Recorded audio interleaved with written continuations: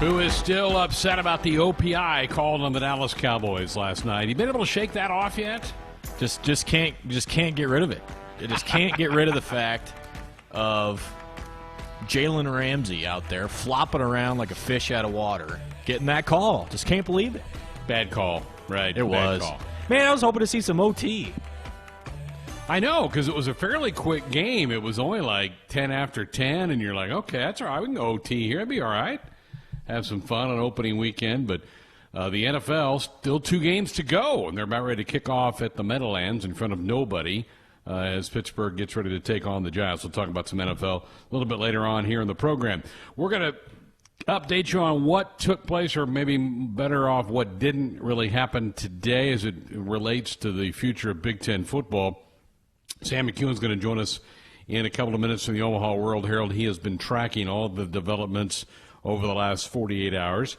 Adam Rittenberg will be here for his weekly Monday visit. We'll recap the weekend in college football. Wow, what a weekend for the Sun Belt Conference. They go 3-0 against the Big 12, winning in Ames, Manhattan, and Lawrence. And 2 of the 3 they won going away. The game in Manhattan came down to the final minute, but the other 2 games, particularly the one in Ames, what an upset that was, and what a disappointment it has to be for Iowa State, kind of falling out of the chute for the second straight year for Matt Campbell's team, as they just did not look good at all against the Ragin' Cajuns on Saturday. So we'll get the latest from Adam. Also see what he's hearing about this Big Ten possible fall season coming up. We'll get all that from Adam coming up in hour number 2. Ben will recap the weekend. Busy weekend. I mean, you had college football, you had the NFL going on, Major League Baseball starting to round into some playoff forms, the NBA, the NHL. You had a bunch. U.S. Open wrapped up with their men's and women's champions over the weekend. So really busy weekend in the sports world. Ben will have all that for you in hour 3. We'll also have our weekend winners coming up in the third hour of the program as well. But let's start with the latest. When we left you on Friday, we knew that there was going to be a meeting on Saturday with 8 of the 14 presidents and chancellors, and they were going to hear from the medical experts, the Big Ten Medical Committee. Apparently, that went over very well, that a lot of the questions that were raised 5-6 weeks ago by the chancellors and the presidents were answered. And so they decided to gather the entire group of chancellors/presidents for a Sunday meeting. And that meeting went for quite a while. Apparently, they also heard from the Return to Play Committee. I think they've even started to involve the television partners, but did not take, nor were they expected to take, a vote yesterday. They still want some answers, I think, about how the mechanics of the return are going to be executed. And also, I'm sure they need some input from the TV partners. And I kind of think that's probably what happened some today, Ben, is that I'm guessing the TV folks have gotten in the middle of this and said, well, we'd like to see certain matchups on certain dates and spread these out. And if what we're hearing is an 8-game schedule, well, they have to refigure that, because the one that had the big hoopla announcement back in early August was a 10-game Big Ten schedule. Well, now that's been carved to 8, so they have to go readjust that for everybody. All that, I think, takes time, and I think that probably explains why we haven't heard an update today. Yeah, I think most everybody that's keeping up on this story have felt like back to the old Twitter refresh mode every 5 minutes, kind of waiting for an update. I like everybody else, am getting impatient. I think we've been impatient for some time now. Knowing that there's even a meeting taking place, I suppose, is a step in the right direction. But, at first we thought maybe Sunday would be the vote. Then today we thought would be the vote. But, you start to sort through all the logistics that would need to be, talked about and discussed. It's understandable, the amount of time that it's taken. It's just we want to know. We want an answer. Is this going to happen or is this not going to happen? And so I get it. I understand the frustration for fans. You hope that, we get an answer here soon. But, yeah, I mean, it's just you're just kind of sitting around waiting, just like we have been, for some time now. But it just seems like for me, where my head goes is I wonder what's all being discussed in those meetings, because we're not going to get really any of those details until everything is kind of laid out for us. But, you try and sit and think, okay, well, I'm sure TV's involved somehow. What about game day protocols? What about travel? What about bye weeks? What about, crossover? All that stuff's going to have to be figured out. And so I understand, that if they do indeed move forward, that there's going to be a lot that needs to be worked through. But I, like everybody else, getting impatient. Jeff Petrikis, who covers the Wisconsin Badgers for the Madison newspaper, did get this quote today from the University of Wisconsin Chancellor Rebecca Blank, saying, quote, "I will say we're all going to move together in the Big Ten. We're all going to play or not if we possibly can. This isn't going to be a school-by-school thing." Well, that quote came out a couple of hours ago, and that kind of set off a wildfire of reaction, again speculating that, well, do a couple schools who maybe don't feel comfortable playing, can they bring it all down? I guess if you take that as it's worded, that's one way to read that quote, that if you have one or two schools in the league that don't feel like that they should be fielding a team, then nobody plays. Or do you say those if there's a couple that don't want to play, give their blessing for everybody else to play? I guess, and here that's what we've been reduced to. When you get anybody who's going to be in that room and raising their hand or not, we're going to take every parcel of what they say and dissect it up 12 different ways. Yeah, definitely. And when you hear a comment like that, it makes you think, okay, what about what's more influential, those schools that want to play or the schools that don't? Because if it's going to be an all or none type deal, somebody's got to win, right? Because you got parties on both sides.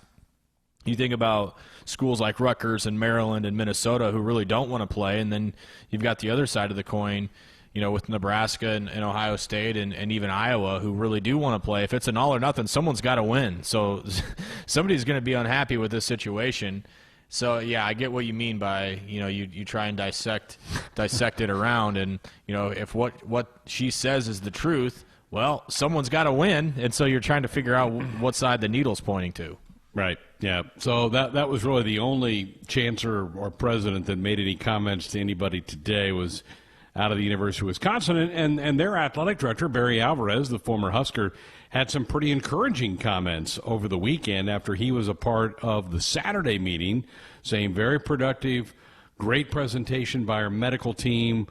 We feel like they really handled a lot of the concerns that the presidents and chancellors had 6 weeks ago, and they made the decision to pull the plug. So here we are again in this holding pattern, waiting for this to go. It does seem like the popular date being thrown out there for a restart is October the 17th. That would allow you 3 Saturdays in October, 4 Saturdays in November, and then the talk is that there would be a bye week built in there for everybody. So you would play 8 games over a 9-week stretch, which would mean you would cover the first 2 Saturdays of December, and then on the 3rd Saturday of December, you could have a conference championship game between the winners of the East and the West, and then keep your postseason and bowl hopes still alive for all of that. So that's the latest date. Again, nothing firm, but the 17th seems to be, and that would make some sense to me too, Ben. And also, I think if this is the plan that moves forward, you're back to playing games on campus, which I think everybody would prefer.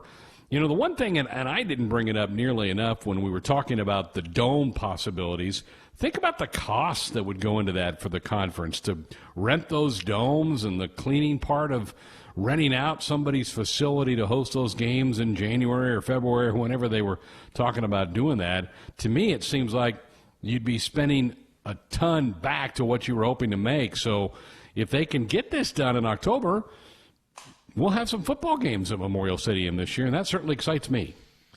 Yeah, I mean, I think that would be best case scenario is to be able to go forth with that, in the campus sites. The other thing about the dome situation is both teams would have to travel all the time. Yeah. I mean, that's the travel cost isn't exactly light either. And, you think about a school like Nebraska or even those East Coast schools, that's not exactly a hop, skip, and a jump. This could be substantial travel. Plus, you'd be traveling into cold climates in the worst time of the year. And so who knows what type of travel issues you'd run into anyway. But, yeah, I feel like that to me would feel the most normal, whether there's – 0 fans in the stands, or whether there's, 5% capacity, 20% capacity. That would be the most normal, is to be able to go to, these campus sites and go to Memorial Stadium. And I feel like the games that I did watch this weekend, the crowd noise corresponded pretty well with the action. And I felt that was a lot better than I had thought it might be. And I think that, that to me would feel the most normal, being able to go to Ross-Ade Stadium or, somewhere that I've been before to watch the Huskers play, as opposed to going to Ford Field a bunch and maybe go to Lucas Oil for a couple times. That just wouldn't really feel like college football to me. I'm sure once the game started it would, but campus sites to me, it's what makes it. You've got the ambiance around, you've got, places that you're familiar with, so that to me would be best case scenario. But again, just give me football somehow, some way. I'll be happy. You have some thoughts about this? Phone line's always open and available for you at 531-500-4686. That also doubles up as our U.S. Cellular text line, if that works out better for you. U.S. Cellular, proud to be the official wireless sponsor of the Huskers. U.S. Cellular, connecting Husker Nation. Let's go to the phones. Let's go to Fremont and Brian. Hello, Brian. You're going to lead us off tonight. Good evening. Hey, guys. Love the show. Long-time listener. Thanks, man. What's on your mind tonight? I just have a comment. Like, okay, so you got these other schools that don't want to play, Minnesota, Rutgers, all these other schools that don't want to play, but you got your big revenue makers like Ohio State, Nebraska, Michigan, all those guys. Say that we have a season, do they get a cut of that revenue then? That's what I'm like. If they don't decide to play and and they don't want to play, then they shouldn't have any cut in that revenue at all. But I from what you guys were just hearing, I just heard it, is that they were saying that it's either all or none. So I'll just hang up and listen to your guys' comments. No, that's a great question, and I don't know that they would, Ben. I don't know if you opt out. If you were a Rutgers or one of those schools, Maryland, and you say we're not going to field a team, I don't know how you can be a part of the football television money. You certainly, if you field a basketball team, you'd certainly get a part of that. But I don't know how you would expect to be compensated if you don't play. Yeah, it seems not right to me, right? Yeah. Like taking advantage of other people. That doesn't seem right to me. But I don't know. All right, let's go to Lincoln. Stay in Lincoln. Matt, you're up next on Sports Highlight. Good evening. Good evening, gentlemen. Quick question. In the week after the cancellation, it was rumored that the decision about Big Ten football in the fall or the winter would be in lockstep with the Pac-12. Well, since then, the Pac-12 country is burning. Do you think that we're still in lockstep? Do you think that we've separated some? What are your thoughts on that? Yeah, great question. I was actually thinking about that this weekend. There's been a lot that's happened, with the Pac-12, and I was actually talking to a former Husker baseball player, believe it or not, this last weekend. Just kind of about the day-to-day, who lives out in California, and a lot of that state's still on lockdown. And we were kind of talking about the differences between Nebraska and California right now, and you got to think, about Cal, UCLA, USC, that they're all, Stanford, all affected by this right now. And I think right now the Big Ten needs to worry about the Big Ten. This conference has enough of shortcomings the last 6 months. If they start making decisions based on what the Pac-12 is going to do, that's just going to make for a big headache. Get me us worrying about us before we start worrying about what Larry Scott and the Pac-12 are doing, because who knows when they're going to be up and running, as you mentioned, not only with COVID, but with the wildfires and everything else. You're just, the status of everything's up in the air, and the Big Ten's dragging its feet as it is without hitching themselves to another conference. So, it was appealing at the time when you were trying to piece together what are we playing for. It made it seem a little better to have that Rose Bowl potential at the end, but I think we would all prefer it, if we got to play and compete for a for a college football playoff, whether Nebraska's involved in that or not. To be involved with everybody else, I think, is the main goal. Matt, my guess is that very question's probably being kicked around by the Big Ten presidents and chancellors. They're probably saying, well, maybe we just hold off and we parallel our season with the Pac-12, and you may have some others that are saying, why? Let's just go. Let's get it in. Let's play on campus. We have much worse weather in a lot of our locations than the Pac-12 does. I did see a comment today from Larry Scott, Pac-12 commissioner, said that he doesn't think they could be up and running anytime before mid-November. So that's where they are right now. But that could be what's slowed the negotiations with the chancellors and the presidents of Big Ten. They may be talking about that very thing about would we be smarter just to have kind of a quasi-season with us and the Pac-12 and go a little later, but boy, I think, Ben, if you go later, and like I said, the weather then becomes a factor, and you can't play on campus sites then. I think there's a lot of things that come into play, Greg, about waiting. If you have the ability to play now, you need to play now. I think, again, the number one goal needs to be we need to make sure we're ready to go next fall. And if you're starting and waiting, pushing things back, if you even start as late as December, you can probably be done in a sense to where you could be ready to go in August. But if you could start 2 months earlier, why not? That's more rest that your guys get at the end of the season to recuperate for next fall. And, on top of that, the whole idea of being separate. I mean, I don't know about you, but every game I watched, the Big Ten was mentioned like an outcast on every national telecast. Like, that felt terrible to sit there and watch and have the Big Ten be singled out. Yeah. Look, I don't care if it's Ohio State, Penn State, Michigan, Wisconsin, whoever. I'd prefer it to be Nebraska. But having a Big Ten team in the conversation for a playoff sounds a heck of a lot better than it does playing Oregon for a Rose Bowl, at the end of the year. So, I get it. I understand why the Pac-12 thing could make some sense, but look, we need to get back involved with everybody else. We can't be this outcast of college football. And I know the reputation's been terrible, the Big Ten. Let's try and repair some of that reputation by getting back to playing, and those teams that are good enough to compete for a championship, let them do so. Amen to that. And I'm glad you brought up next fall, and I think that's got to be kept in mind. Is the worst thing I think the Big Ten can do is do something that then damages your ability to play a full schedule next fall, and you're off kilter again, and you let this virus affect two football seasons rather than just one. So I'm totally with you on that. Matt, great call. Thanks for the phone call. When we come back, we're going to sit down with Sam McEwen of the Omaha World-Herald. That's next. Welcome back. Monday Night Sports Nightly here on the Husker Sports Network. Hope you had a good weekend. A lot of college football to soak up. We'll talk more about that at the top of the hour with Adam Rittenberg from ESPN.com. Right now, though, delighted to have Sam McEwen of the Omaha World-Herald. You can also read Sam's work online at omaha.com. Sam, always appreciate you stopping by the program. How about the last month for Big Ten football fans and for Husker fans? This thing's been like a soap opera, hasn't it? It is. It does seem like the soap opera is moving in a better direction than it was maybe 2 or 3 weeks ago, but it's encouraging in that way. But, it's absolutely been an absolute drama, and it's a weird one because you got to follow a lot of it on Twitter, and you don't necessarily get a lot of stuff firsthand. It's just been it's been a hard month, I'm sure, for everybody involved in Nebraska athletics. And they're just trying to steer this thing into port. And I think it's going to end up with a good result, but with the Big Ten presidents and chancellors, you just never know. How big a factor do you think the lawsuit filed by the Nebraska players has helped advance this cause? I think it's helped.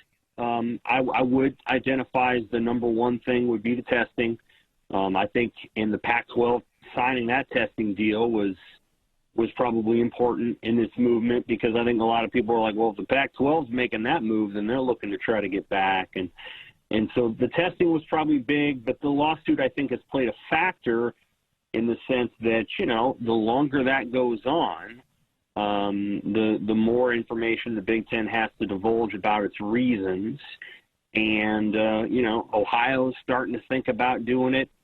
You have the Nebraska Attorney General talking about looking into things. So there's just been a lot of there's been enough fire, I think, around it that the Big Ten couldn't just sort of disappear. They had to keep coming back to the table, and I think there's probably been a turning point. I don't know when exactly, last 7 to 10 days, where I think there was a thought process of, let's try to do this as quickly as we can so we can get a season in, and we can do this on a calendar or on a schedule that does not completely throw off spring camp. Because as it stands right now, if you decided to have a spring camp, you weren't playing this fall, and you decided to have a spring camp now, they were going to force you to not be able to do one next spring. So if you just have a season, it's smarter to just kind of do all that now and then not have to worry about it and just get back on the regular calendar for 2021. So, and I think 2021, based on the testing and based on the things that we're seeing, is going to be a lot cleaner and a lot simpler than this season. So I think it was wise for the Big Ten to reconsider and to try to get back into playing this fall. Again, visiting with Sam McEwen of the Omaha World Herald. You can read Sam's work online at omaha.com. Interesting comments today from the chancellor from the University of Wisconsin, basically saying we're all in this together, we're all going to move forward. Do you feel like that's imperative, or is that a deal breaker? If one or two say we still don't feel comfortable, would that bring it all down, or how do you read that? Well, you could read it one of two ways. The first way is the lone juror way of reading it, that, you know, if one school or two schools says they can't do it or they won't do it, they're going to keep everybody else from doing it.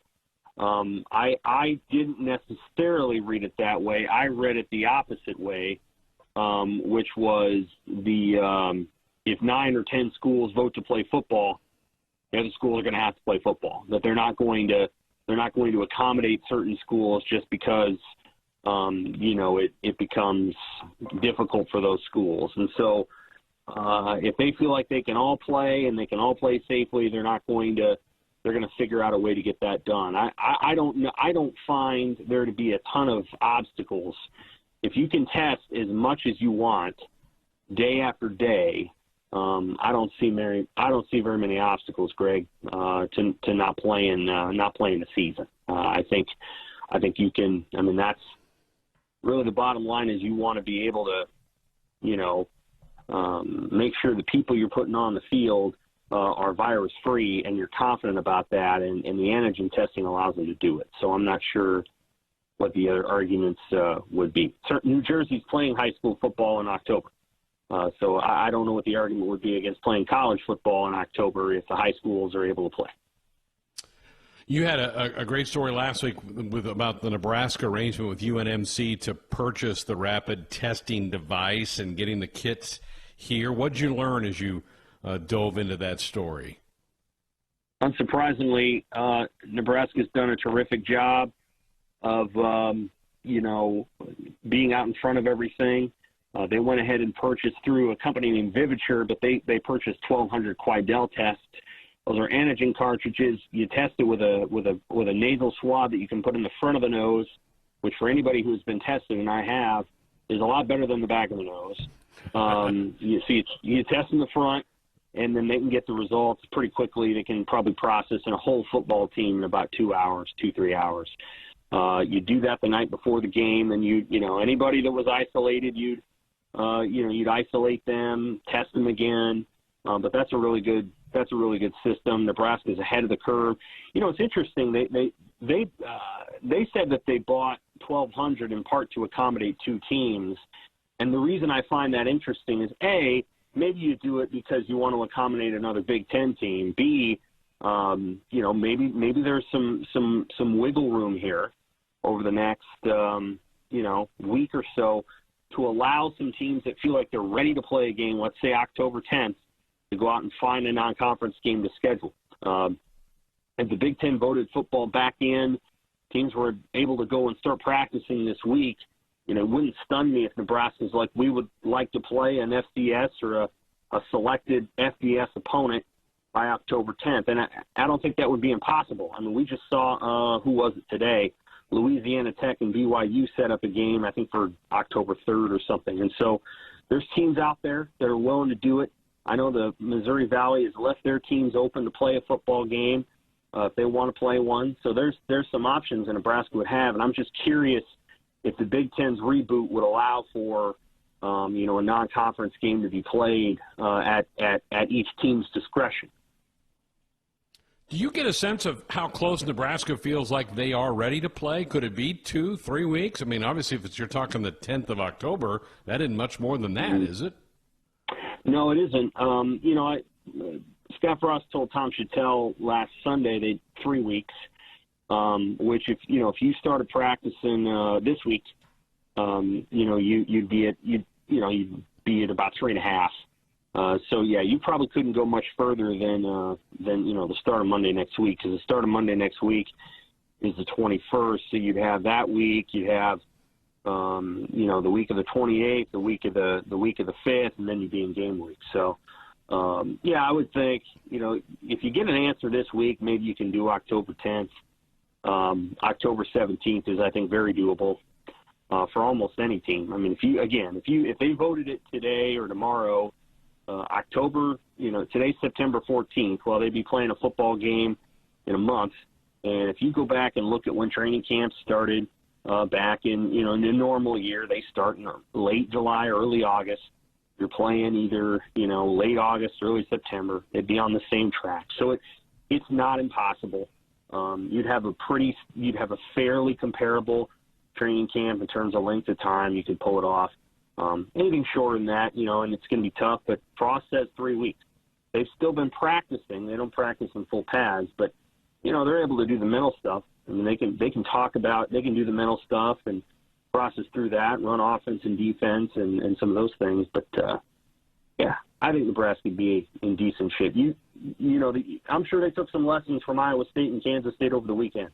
Neither one of those teams looked very physical in playing their games. They looked a little tentative, especially Iowa State. So obviously you want to come out and you want to play physical football. You want to play out going 100 miles an hour. And both of those teams, I think both those teams are comparable to Nebraska. Nebraska might be a little bit better than both of them, but not by a ton. Both those teams looked like they were going about 50 miles an hour. And I think they lost as a result. Sam, it could be a wild week. We could get some finality on Big Ten football. We may also get some updated news on the college basketball season. It sounds like we may hear something as early as Wednesday on when they're planning on launching the college basketball season. Is that what you're hearing? Yeah, I think the people who are plugged in that I talked to would say this, that it looks like November 21st or 26th. Those dates are fine. The big question is going to be how many games is it going to cut down by? Because normally you'd start on November, 7th, and what games are going to be lost?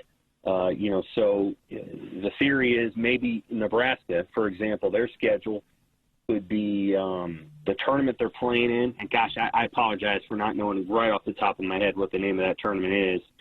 And then Creighton, that could be their non-conference. And then their ACC Big Ten crossover game. Right. So you might lose some of that normal padding that you would have of games that you feel like you can win. That's going to be one of the bigger questions going forward. Is okay if you're going to play non-conference, and I think the teams want to do that. How limited is that? How many teams is it? Which games do you choose to play? I know, you guys talk about Nebraska sports most of the time, but Creighton, for example, is in that Battle for Atlantis deal that's going to be moved from the Bahamas up to Sioux Falls, and they're going to play in that. That's just kind of a no-brainer. Nebraska, I think, they've got to figure out what games they'll be able to play. It's the Myrtle Beach Invitational. Correct. I think, and I don't know if the problem is, can you play it? Can you play it in Myrtle Beach? Can that tournament be played down there? It's supposed to start right around the time the season would start, and then you got the Creighton game, you got Kansas State in the Sprint Center, or whatever they call it now, and then the ACC Big Ten game. So if they can play in the tournament down in Myrtle Beach, then those are 3 games. If they can't, maybe they play, some of the other teams that they might play. The Cleveland State, their teams are Cleveland State, Purdue, Fort Wayne, Kansas City, which is UMKC, and Florida and A&M. So, and Lamar. So maybe they play 3 of those teams, or maybe they play the Myrtle Beach deal, but that's probably the question right now. And then, do you need a bubble? Do you need one? Like, can you just kind of, can you just test the 15 guys that are on a basketball team 3 or 4 times a week and call it good, so that you don't have to pull 8 teams into one facility and, do it that way? I don't know how closely you've been paying attention to it. To the extent I've paid attention to it, airports don't seem to be a big, breeding ground for the virus. Seems to be pretty safe to travel.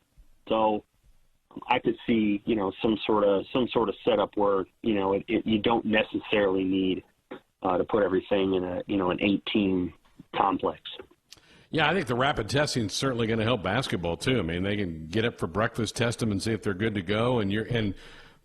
For Nebraska, Big Ten schools, they pretty much charter everywhere they go, so they're not even really jumping into a commercial airline. Now, some of the smaller schools would fly commercial, maybe to come That's to right. Lincoln. Well, Sam, great to catch up. It's just been a wild, crazy. I know Husker fans are probably worn out. I'm kind of worn out by it. Just tell me when and where, and let's get this thing going. Yeah, closure is important, and I think it's most important for the coaches and the players. They deserve to know when this thing's going to go, so that they can mentally and physically reset themselves. I'm sure they'd love to play October 17th. If that's the date, great. If it's October 10th, great. I'm sure they'd be disappointed with Thanksgiving, but at least they know. And so I think, at the end of the day, the kids and the coaches really deserve to know what they're supposed to be doing. And the longer this goes on, the less time they have to know. So hopefully they resolve it quickly. Good stuff. Sam, as always, we appreciate it. Thank you. Take care. There he is, Sam McEwen, joining us on our Sports Nightly Hotline, brought to you by the Woodhouse Auto family, bringing you more choices in brands, locations, and service. Experience the difference. Purchase with confidence.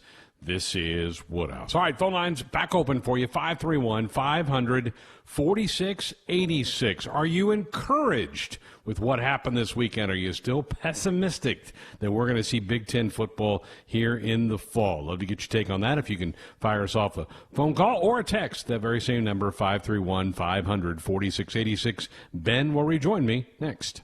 I'm on the night, 531-500-4686. Greg Sharp, Ben McLaughlin with you here on a Monday night. Let's go to the phones. Out to Grand Island and Chris. Good evening, Chris. Good evening, guys. How are you guys doing? Good, man. What's up? I'm just like you guys. I just wish we can hurry up and get a decision to see if we're actually going to have football this year or not.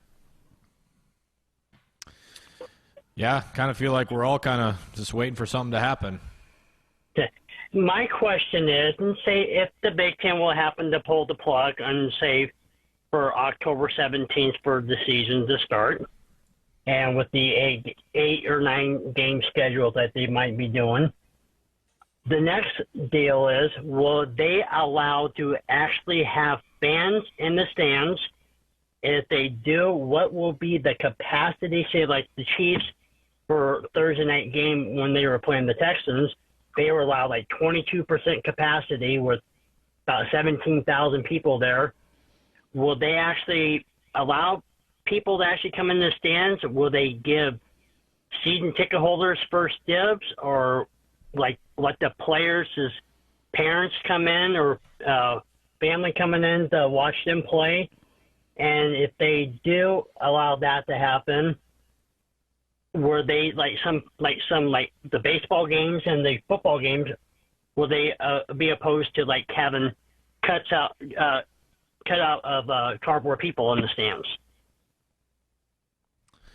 Yeah, appreciate the call, Chris. I feel like it's going to be a university by university decision.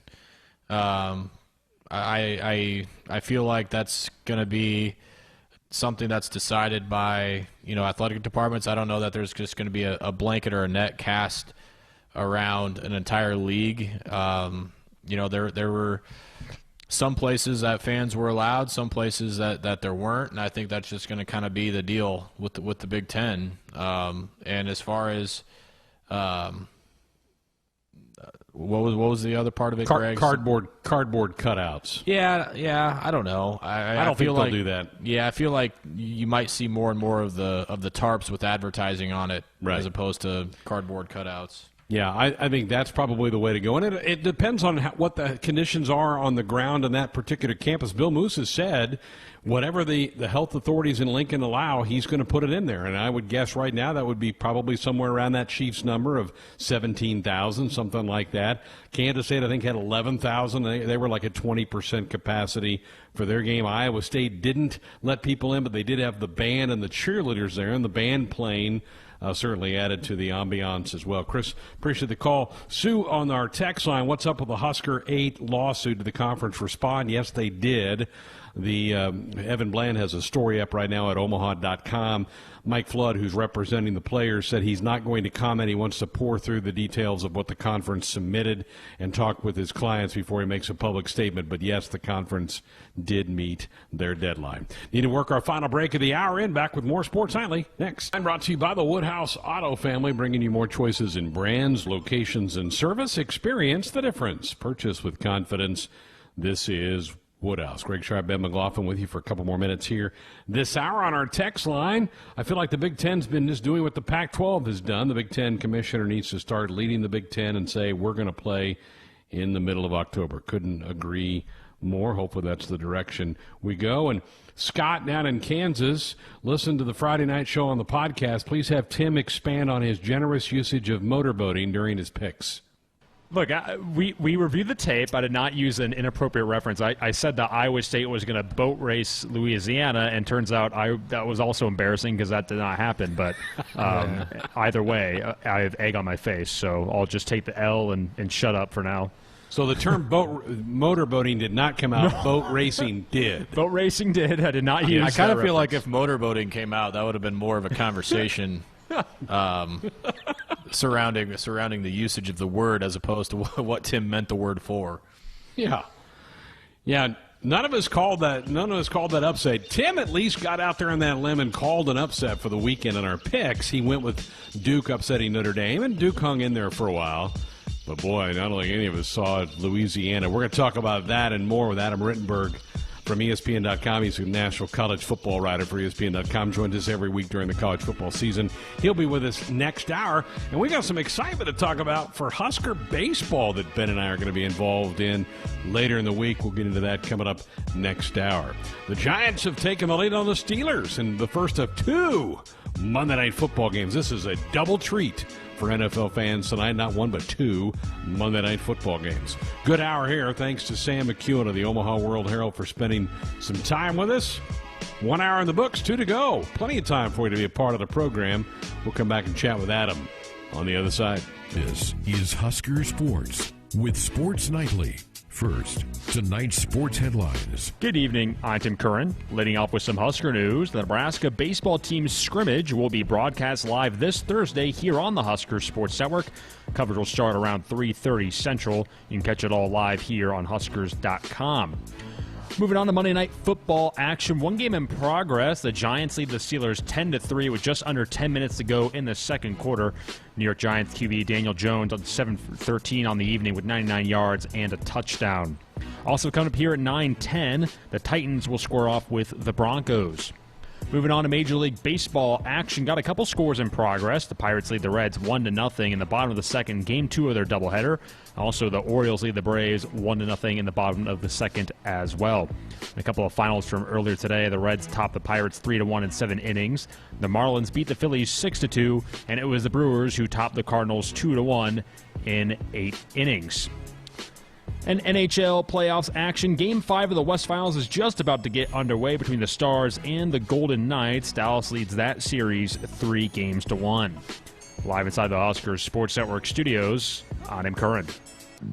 Your state, your team, your show.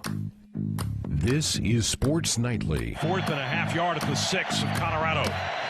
Now it's going to be an empty set. Snap back. Adrian's going to run off the right side. He's in there for a first down. He's in there for a touchdown. Nebraska takes the lead back here at Folsom Field. Now let's check the pulse of Husker Nation with your hosts, Greg Sharp and Ben McLaughlin. Here we are, hour number 2, Sports Nightly on a Monday night. Hope you had a good weekend. Weekend full of football. How much fun was that? I watched a ton of college football on Saturday, and then, of course, soaked in a bunch of NFL on Sunday. And then 2 NFL games tonight, Steelers and Giants playing right now. It'll be the Titans and the Broncos playing a little bit later on. You have some Husker flavor on that Titans team. Will Compton, Josh Kalu play for the Tennessee Titan football team that'll be playing the second game of the NFL doubleheader tonight. But college football is our main focus, as always, here on Sports On, and none better to talk about that than Adam Rittenberg of ESPN.com, who is in cloud 9 right now. I mean, his Cubs throw a no-hitter, his Bears come from behind and win on Sunday. I mean, I'm not sure how life could be much better for you, Adam, than it is right now. Well, Big Ten football being back would be a nice stop. Yeah. Other than that, things are great. That was a fun day in Chicago. It was a rough one for the Bears for most of the way, and they come back with an incredible fourth quarter, and then the no-hitter. So yeah, I'll take a Sunday like that any week. Okay, you cracked the door open. What is the latest? What is the latest on the Big Ten, and what are you hearing? Yeah, not a whole lot today, Greg. And I kind of heard that today was probably not going to be the day that we heard a decision. I hope it comes soon. It should come soon. The thing is, the presidents have heard a lot of information over the weekend, especially the medical information, which I am told is very impressive and has really changed and should probably put presidents more at ease with the idea of a return to competition or start of competition. Wisconsin Chancellor Rebecca Blank told reporters today that, basically that a lot has changed since August 11th when they postponed the season, but they have not formally voted to restore or to start the season. And until that happens, we're kind of in this waiting game. But I think the return to competition task force, which included not only the medical group, but the television group and the scheduling group, outlined how this can still work and how it can work in the fall and ideally have a season that wraps up around the same time that the other Power 5 conferences do. How much do you think watching games Saturday, particularly like the Notre Dames and the Clemsons playing, has that had an influence on these guys, do you think? I don't know how you can't, not monitor it and just see how it's going. But I think they're also looking at, those are some examples of successful games, but there's a lot of examples of postponements and a lot of moving parts right now. And I think that's why the medical piece is so important and really has driven all of the discussion around this for the last few weeks. And I think the Big Ten ideally wants to get to a place where it has the testing and the other protocols set up so that you don't have interruptions, that you don't have half your team in contact tracing or quarantine, which has been a big problem around the country. And so I think you certainly have to notice what's happening in some of the other conferences and their ability to keep their numbers down in some places. But I also think that the Big Ten presidents feel like their plan, or the Big Ten, I should say, feels like its plan might be even better in terms of having an uninterrupted or minimally interrupted season. All right, let's get to some of the action from the weekend. Wow, what a weekend for the Sun Belt. How surprising or not surprising what were some of those results in your eyes? Yeah, I mean, honestly, when you break them down individually, not that surprising. Louisiana, Lafayette, and if you've been following what Billy Napier is doing there, you shouldn't be surprised. They won the conference last year. They won their division, and you really probably have their best team coming back. And so, I've been high on Iowa State. I think we've talked about it, Greg, and really been into that team. But I almost feel like I'm breaking up with them at this point because after last year and the loss on Saturday, it's just hard to be on that bandwagon because, it's just been disappointing. But I think Louisiana Lafayette's a really good team. Blake Anderson at Arkansas State has been one of the more consistently successful coaches in the Sun Belt. The one thing that he was really missing, though, were these wins against the Power 5. And so that was, a big win for Arkansas State against a pretty solid Kansas State team. And then Coastal Carolina goes into Lawrence, and, it wasn't competitive. I don't know how many people stayed up to watch that game on FS1, but they physically dominated Kansas. I mean, it just was almost funny to watch. And so you're certainly a good win for Coastal, but Kansas, I think, really cementing itself at the very bottom of the Power 5 right now. Yeah, back-to-back years, Coastal Carolina has beaten Kansas. That game was supposed to have been a road game for the Jayhawks, but COVID changed a lot of things. I think I asked you last week your thoughts about the Florida State-Georgia Tech game. What about that game? What stood out when you watched that thing? Yeah, I mean, that was a stunner. Georgia Tech, was picked last in the ACC preseason poll. Jeff Collins, I think a lot of him, and I know he's going to recruit, and already he's starting to recruit well. Their young quarterback Sims, they were excited about him. But I thought Florida State would be, too much on the road with some enthusiasm around the Mike Norvell offense, and they score a touchdown on their first drive, and it's going well. And then the offense just didn't do a whole lot after that. And you give credit to Georgia Tech's defense. Jeff Collins has a background on that side of the ball, former defensive coordinator at Florida. And Andrew Thacker is a really good young defensive coordinator as well. And they really made Florida State ineffective. And you just have to look at it now. I think it's 4 straight opening losses for Florida State, and the last 3 at home. The first game of the Willie Taggart era was that Monday night Labor Day game against Virginia Tech with all the hype, and they lose that one. And they blow the big lead last year against Boise State in a game that was scheduled to be neutral site, but the Hurricane moved it to Tallahassee. And then they lose this one. And you just wonder if it just becomes almost ingrained, and you have to figure out a way, if you're Mike Norvell, to change the attitude around the program. You can't change all the players, but you have to change that mindset, because it just seems like a place and a program that, despite the talent, when things go badly, they seem to go badly in a hurry for Florida State, and that's going to be a problem for them going forward. Sure does. Good momentum for Georgia Tech. They now play one of the prime games this week, and as they host UCF. This has to grab your attention, this little matchup. No doubt. And I think, again, for Georgia Tech, they're feeling great about themselves. And, their defense especially, going against now UCF offense that, has always put out, or not always, but certainly in recent years, has put up a lot of points when Scott was there as the head coach. And then Josh Heupel's offenses have been among the national leaders in points and yards. And so this will be another really good test on a number of levels for Georgia Tech. How do they handle success?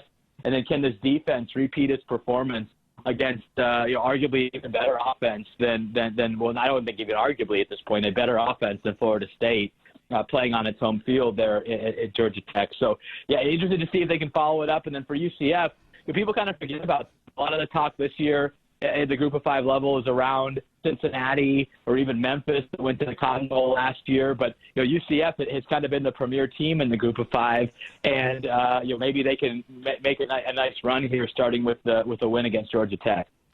Adam, the primetime game Saturday night is Miami at Louisville. What'd you make of the Canes and their opener, and how about this matchup on Saturday? Yeah, really good quarterback matchup. Two guys that can really move around and make plays. De'Aaron King, it was great to see him back on the field in his debut for Miami. The Houston transfer had been through a lot in the past year, losing his father. Mother was diagnosed with cancer, and he's obviously having to make a transition from Houston to Miami, but seemed to really do a nice job in Rhett Lashley's offense. A new coordinator brought in by Manny Diaz from SMU to provide a spark, and I think you saw that a little bit. Miami, like Florida State, is a team that has really struggled at the offensive line spots the last few years, and I saw a better Miami offensive line against UAB last week, pretty good UAB defense.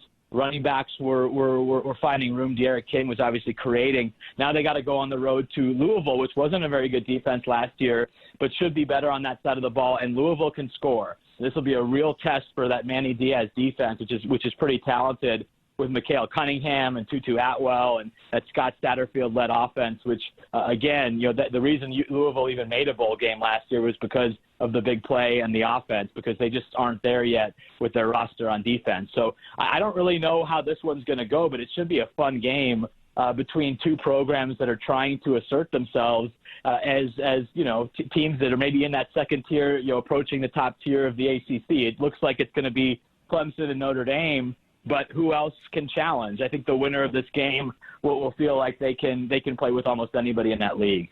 Yeah, that'll be interesting. Kind of the sign of the times, Adam, was Baylor over the last 5 days, right? I mean, they lose their game to Louisiana Tech, and then was it Saturday they locked in Houston for this week? I mean, that's crazy. Yeah, they locked in Houston, and I think it's the Fox featured game or the noon game on Saturday. And so you give credit to those administrators. I mean, you know it like I do. These games are often scheduled like 47 years in advance, and it just shows when you're in a pandemic and you need an opponent, you can get something done relatively quickly. And I think this will be a fun game. You know, Dana Holgerson, second year at Houston, didn't go great in year one. Goes up to face Dave Aranda in his debut as the Baylor head coach. Baylor had a great year last year, made the Big 12 championship game, got to the Sugar Bowl. They returned their quarterback, some new pieces on defense. So excited to see how Dave does. He's a guy that I've known for many years, back to his time as Wisconsin's defensive coordinator, and excited for him to finally get his opportunity as a head coach. Probably not ideal circumstances, but I think this will be a sneaky good game this week. Unbelievable. 7 days out, you get a game booked. That's pretty crazy. I want to ask you, last thing before I let you go, Army. I want your thoughts about Army, and I guess now they're in the market looking for a game, right? Yeah, I got a call actually candidly from Jeff Monken yesterday, just asking me if I knew. They want to play somebody. They got this CBS window on Saturday, this exclusive window. He was asking me if any of the Big Ten teams could get out there, and I reminded him. I said, Jeff, Michigan says they can play in 2 weeks, but I think after they needed overtime to beat you guys, they probably don't want a part of Army again. But they are scrambling. It's kind of like the Uncle Sam wants you to play them this week because they need an opponent. They've had a really good start to the season, and it's just a matter of scrambling to find someone at the stage, because that BYU game was unfortunately postponed because of some contact tracing and some positive tests after BYU's opening win over Navy. And so, still as of this recording, I don't know if they have anybody lined up, but hopefully Army does find someone. Crazy, and that's too bad. That would have been a fun matchup with BYU playing Army. I'm sorry that game's not going to take place. All right, so you're home basing again this week. You'll just be covering the whole gamut, correct? Yeah, it's going to be the way it is for a while. Like you said, hopefully at some point we'll be able to get out and see some actual live football. But we'll be watching, and hopefully another fun week. And then we're only a week away from the SEC openers on the 26th, and hopefully we're just a few weeks away from the Big Ten. But I don't want to get my hopes up too much until there's an actual decision. Yeah, stay tuned on that, Adam. We appreciate it. Thanks. We'll talk again next Monday. Okay, thanks, Greg.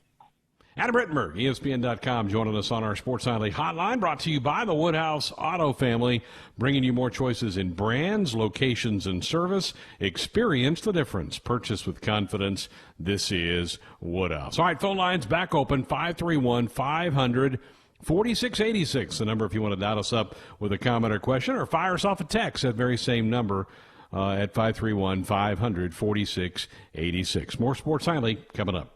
531-500-4686. That's the number if you want to dial us up with a comment or question here on a Sports Nightly Monday night, or you can fire us off a text if that would be easier for you. That is our U.S. Cellular text line. U.S. Cellular, the official wireless sponsor of the Huskers. U.S. Cellular, connecting Husker Nation. Greg Sharp, Ben McLaughlin with you. And Tim's had this in the ticker that we're excited that coming up on Thursday, Husker baseball. In fact, we're going to hear from Will Bolt tomorrow night here on the program. They start fall ball, which is, it's kind of the version of spring football for the baseball program. They get so many practice sessions that they can have. The last couple of falls, they've been able to scrimmage other schools. They've played Kansas and Wichita State the last couple of years. Not going to be able to do that this year because of budget constraints and reductions and that type of thing, but they do plan on having their red-white scrimmage to wrap up fall ball. That's usually about the third week of October. But they have their first practice on Wednesday. They're going to do a 5 or 6 inning scrimmage on Thursday, and we're going to stream that with the video, and then Ben and I are going to provide some commentary during that. You can find that on Huskers.com. It will not be on any of our Husker Sports Network affiliates. It's just a day 2 practice, but this idea came up last week, and Will Bolt's all for it, and so the Husker Vision folks are going to set up a couple of cameras, and you and I are going to talk about this baseball team with plenty of familiar faces, but an awful lot of new guys that have been added to this roster. Yeah, I mean, this is exciting for a number of reasons. One, gets me out of the house. Two, back around Husker baseball, which if you think about it, Greg, that was the last thing we had before this whole thing started. So to be back with them will be great. Just to see some baseball will be fun. And as you said, trying to figure out who all these new guys are, what they're about, and a little bit about what they can do on the diamond. I don't think we're gonna have full scouting reports on these guys after one scrimmage, but we'll get an idea of what they can do and what they look like. But yeah, I think for the most part this should be a really positive event. I know at least the feedback on social media so far has been great. I think fans are pretty excited just to have something to watch and to listen to, and there's always a certain passion when we talk about Husker baseball. So yeah, this is a cool thing. I'm excited about it. The Husker baseball teams, they scrimmage an awful lot in the fall, but we just have never really done much with it because we're so busy with Husker football and Husker volleyball going on. But this is not unusual what they're doing. It's unusual that we're going to put some video up and people can sit around their computers and laptops and off their iPhones and watch this team have a little 5 or 6 inning scrimmage on Thursday, and so that's going to be fun. We're going to be able to talk about this team quite a bit. Still a lot up in the air what their season's going to look like come the spring. Obviously, every varsity sport at Nebraska has taken a pay cut, both with their coaching staffs, but also their general budget that they've had to reduce, so that may completely throw their original schedule out the window. I mean, that's what everybody's dealing with this year. Obviously, football schedule has changed twice and about to be a third time for football. Men's basketball is supposed to, the NCAA full committee is supposed to vote on Wednesday. The proposal is to allow the season to begin November 21st. There's been talk that the Big Ten wants their teams to try to get 8 non-conference games in, and then the 20-game league schedule would be played. But what does that look like? We don't know, and obviously baseball kind of on the back end of that in February or March really doesn't know what they're going to be doing, and some of it's just going to be dollars and cents. Can they afford to do certain things or not? And I had somebody ask me over the weekend, do you think that there'll be the Big Ten tournament in Omaha in May? I don't know. I mean, that's something that could be a casualty of this, Ben, is that maybe the conference says we're not going to have our postseason tournament. That's an expense for teams to get everybody to Omaha and put them up, and so that could go. I'm not saying it is, but that could be something that gets cut. But I'm excited to be back at Haymarket Park. You're right, that's where it ended. Nick Hanley and I did that Wednesday day game with Northern Colorado, and then the next day you and I jumped into a rental car on that Thursday, and we were jetting our way to Wichita when we turned her around and came back because everything got canceled on that Thursday. Yeah, I remember that. Like yesterday, honestly, and I jokingly put out a tweet about what we should do, not knowing that this would lead to 6 to 7 months of living in a basement. I think if you and I had any idea what was to follow after that day, I don't know, we might have treated it a little different. But that seemed like forever. Was that the last time I've seen you? Was that day?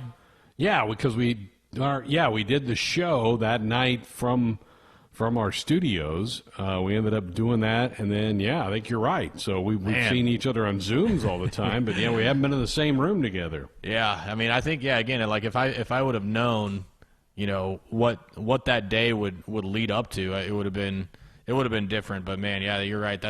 That's kind of where it all started, and I'm looking forward to getting back with the boys and chatting with the head coach, coming up this week on Sports Nightly. So yeah, it'll be fun.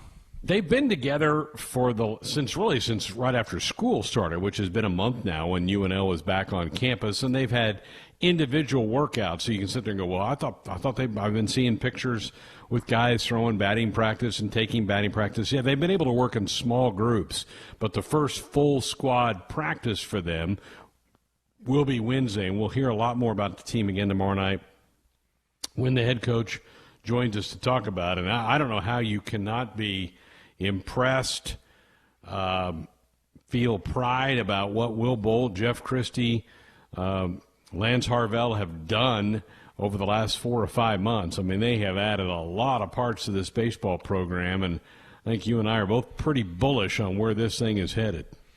And the amount of in-state talent, in these next few years in recruiting classes is so plentiful. and then you consider the fact that Nebraska's gotten their hands on almost all of them, makes it even better. I mean, imagine the difference we'd be feeling right now if, Kansas State, Wichita State, Oklahoma State, Iowa, even if some of these other schools were able to pluck some of these kids away from Lincoln when, Nebraska is right there. And so I think that's where it starts, is just the gratification and satisfaction that you have when these coaches are able to get these in-state guys to come over here and commit and stay in state and make it be cool to play for the Huskers again. And that's the biggest thing, is just shifting that mindset from the high school players that it is cool enough to be at Nebraska. It is a cool thing to get an offer. It should be a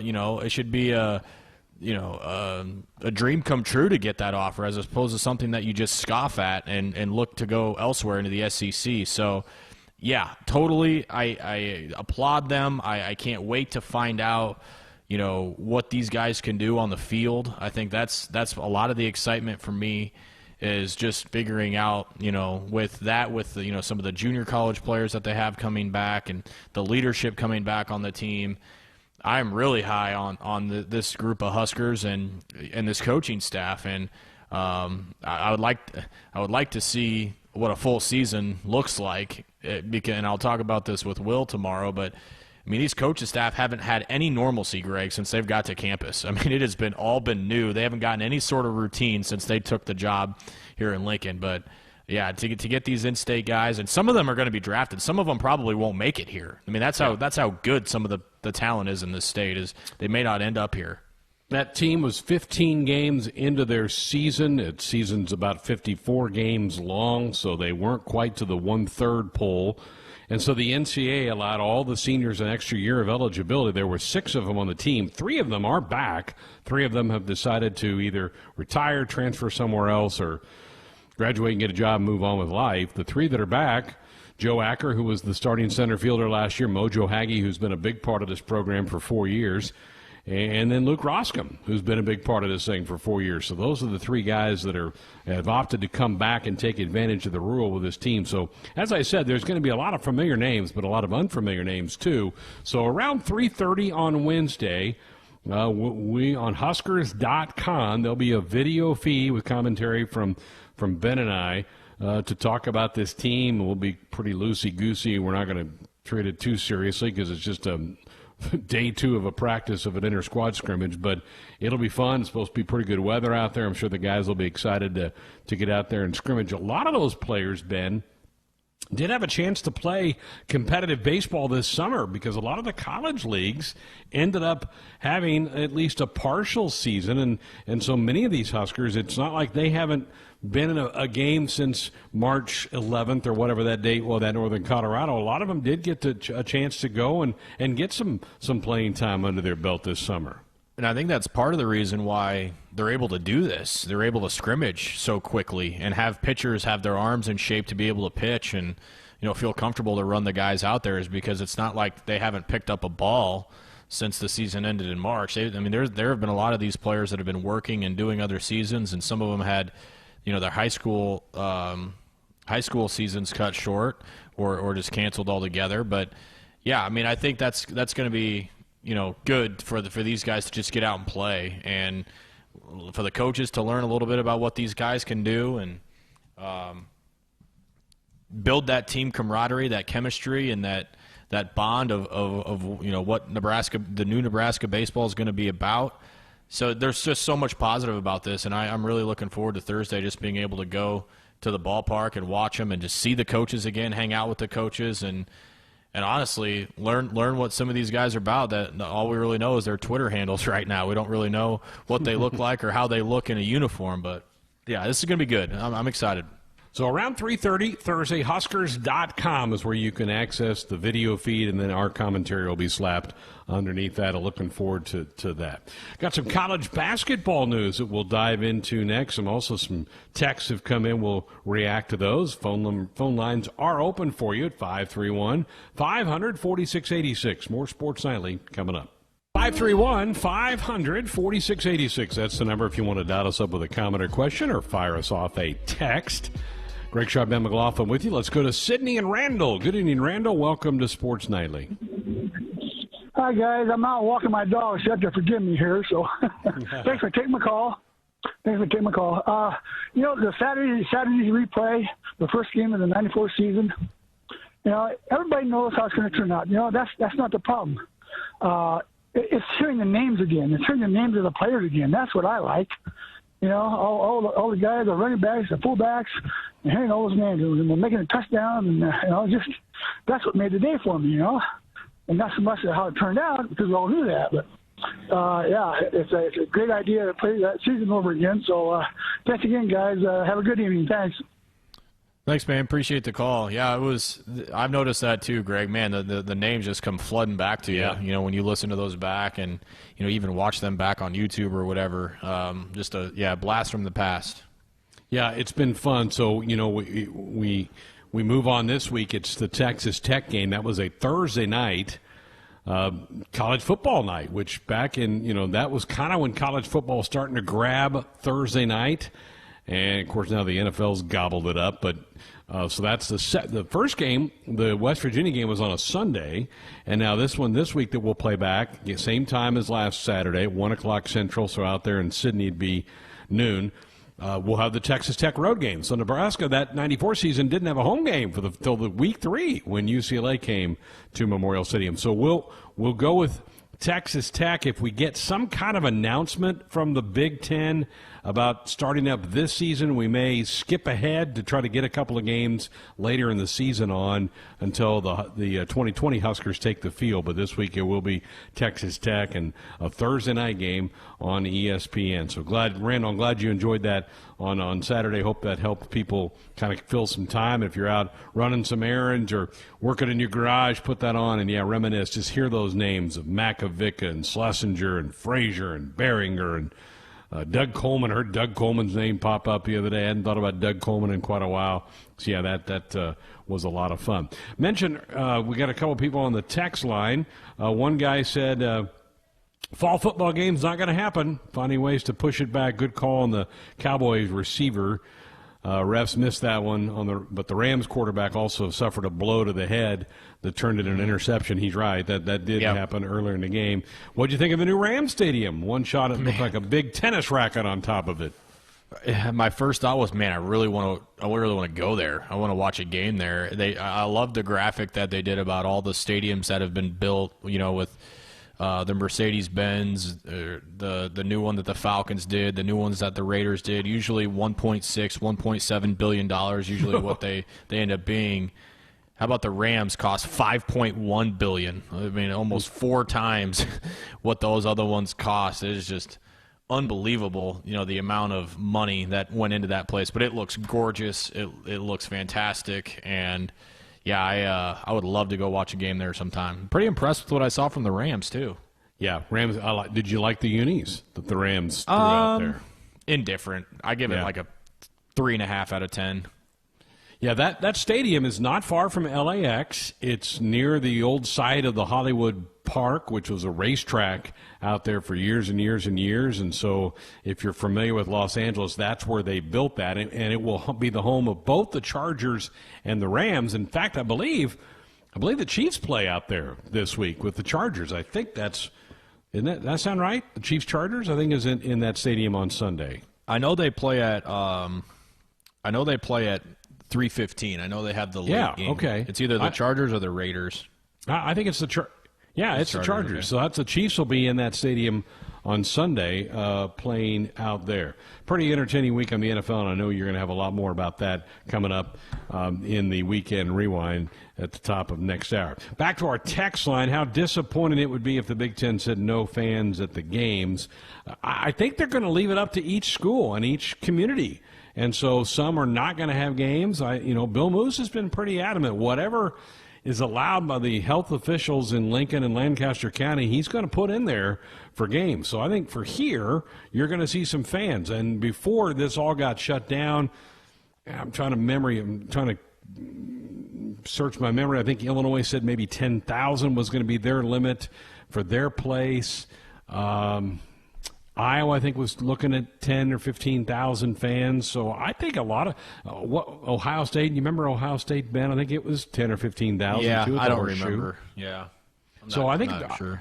I don't think the Big Ten's going to mandate that. I think they're going to leave that up to each institution and what the conditions on the ground are with their individual health officials. So, again, if they get this going and games are in Lincoln, I think you're going to see some fans inside Memorial Stadium. And, I watched the Kansas State game. I think they had about 11,000. Bunch of students were there, and it looked like for the most part they were masked up. What they were doing is you could stand shoulder to shoulder, but then there was like 2 rows in front of you that were empty and 2 rows behind you that were empty.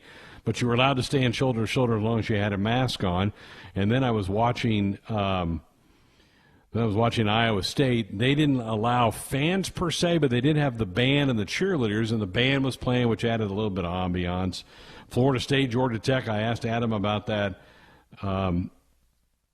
earlier in the hour, and they had fans in there. They had a bad thunderstorm that rolled through there and stopped that game for about an hour and a half, but they did have fans in the stands because I saw some defeated Cobras that popped up at the end of that game. Man, I think I was texting you. I go, man, Florida State just can't get it going. Yeah, that was a tough one for the Noles, for sure. Man, not how they wanted to start their year, but I mean, there's a lot of teams that didn't play. I mean, even Notre Dame looked awful in the first half. They did. There are a lot of teams that didn't look very good, and you could tell it's the first game of the year. So, how about Texas Tech and Houston Baptist? Oh, like 1,000 passing yards between the two teams, and a failed 2-point conversion saved it for the Raiders. And Houston Baptist is not a very good FCS program. That was a near disaster for Texas Tech had they dropped that one. Mentioned I wanted to get into some college basketball chatter. The Battle for Atlantis, which is one of those really good early season tournaments. It's in Nassau, Bahamas. They play in a big hotel ballroom, and they set up stands, and they have just terrific fields. Well, traveling to the Bahamas, probably not going to work. What they've done is they've shifted the site of that, Ben, to Sioux Falls. They're going to play it up there at the Pentagon, which Nebraska played Oklahoma State up there a couple years ago. That's a big convention center, and Sanford Health is a big health center. I think they've guaranteed these teams rapid tests that they can take, and so they announced that tournament has shifted to the Sanford Pentagon. They haven't announced the dates, but listen to this field that's coming to Sioux Falls, South Dakota at some point in time, either late November, early December. Duke, that'll make Austin happy, West Virginia, Memphis, Ohio State, Texas A&M, Utah, Creighton, and Wichita State. I think a lot of these tournaments are probably going to happen because you can go one place, get into a hotel, and get 3 games with one trip. And so, Nebraska was slated to play in the Myrtle Beach Classic in November. I think there's a chance that still happens. It makes sense to me if you were in a tournament with 8 teams and you can get 3 games in 3 days, that's where you go and get it done. Maybe I'm off, but that seems like it makes sense to me. Yeah, it's pretty dang cool that you can do that still and make that happen. And like you said, the rapid testing, you're isolated in a particular location. I've been to Sioux Falls before. I love the idea of the Pentagon. I think it's great for that community just to host those teams, whether fans can attend or not. There isn't a ton to do in Sioux Falls, so you're not going to have a lot of people out and about hitting the town. So you can keep those teams pretty isolated and on lockdown when they're not playing and get them tested every single day. But, yeah, absolutely. I think that is a really cool thing for the Sioux Falls and the South Dakota community to have that kind of pub. You see the names and you just read them off that you can get people involved in that community. That's going to be fantastic. So let's hope that happens and, that community can enjoy that and those teams can go play some hard-fought competitive basketball in a pretty dang cool arena. It was interesting that happened because our old friend Jeff Colhane, who now is the voice of the North Dakota State Bison, he was telling me, he goes, Greg, that's a perfect place to kind of do a mini bubble because he said, one, you've got the great hospital, Sanford's a health company. They can provide a lot of the health health things. He said they actually have 2 arenas. They have the Pentagon, which is a smaller one, and then it's hooked to a convention center, and the convention center is hooked to a bigger arena. He goes, you could get a bunch of teams staying there, not even walk outside, and have gyms to practice and gyms to play games in. And then a couple days later, here came this thing today about the Battle for Atlantis moving their tournament from the Bahamas to Sioux Falls. Probably for the players, Ben, maybe not overly excited because they lose out on a trip to the Bahamas and they're going to Sioux Falls. But if I'm a player right now, I want to play, and I want to play good competition, and you're going to get that there. Yeah, I mean, would you rather go to Sioux Falls and play good competition, or would you rather sit in your dorm room and play NBA 2K? I mean, what would you rather do? Some guys might hesitate answering that, right? Yeah. So they've had 6 months to do that, though. That's true. 531-500-4686, the number if you want to dot us up with a comment or question. Need to work a break in. We're back to wrap up hour 2 next. Max Sports Nightly, Monday night, 531-500-4686. That's our Sports Nightly hotline, brought to you by the Woodhouse Auto Family, bringing you more choices in brands, locations, and service. Experience the difference. Purchase with confidence. This is Woodhouse. People have asked me sometimes, Ben, they say, now what does Ben do when, like, you have Adam Rittenberg on and you're talking to him? So what do you do? Do you have anything interesting that happens when you aren't a part of the program? Not usually. Tonight there was some excitement outside the McLaughlin house with a disagreement between two gentlemen. My wife freaked out. We kind of lived like on a main street of the neighborhood, and there was a little bit of a physical altercation between the two. And I was a little dumbfounded at what I was watching. My wife's freaking out. What should we do? Should we call it? I'm like, they're men. They'll figure it out. Unless I see someone just start getting wailed on, we probably don't need to bother the police with this. But yeah, that was certainly interesting. So that's how I got through Adam this time around. Normally, I try to not wait till 9 o'clock to eat dinner, so I try and sneak dinner in there. Was it a road rage deal? What do you think it was? By the time I didn't want to just like open the front door and sit on the patio and just have it be free entertainment while they're sitting there doing their business. So I went upstairs and just cracked the window and trying to if I could just hear what they were arguing about. And by that time, they weren't arguing about the incident. They were more just calling each other names that weren't so nice, and a lot of profanity out there. Goodness.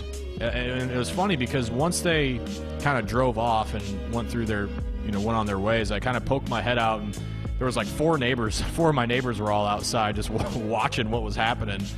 Yeah, just a typical Monday night in the McLaughlin neighborhood. In the hood. You got to get the story. You got to go find out from those neighbors what was going down. What was going on? I know. Yeah. What they were upset about. Man, fun stuff. You never know what you're going to get into here on Sports Nightly. 2 hours in the books. Coming up next hour, we'll have our weekend rewind, a look back at a busy weekend, and we'll have our weekend winners also lined up for you in hour number 3, and more of your calls and texts as well.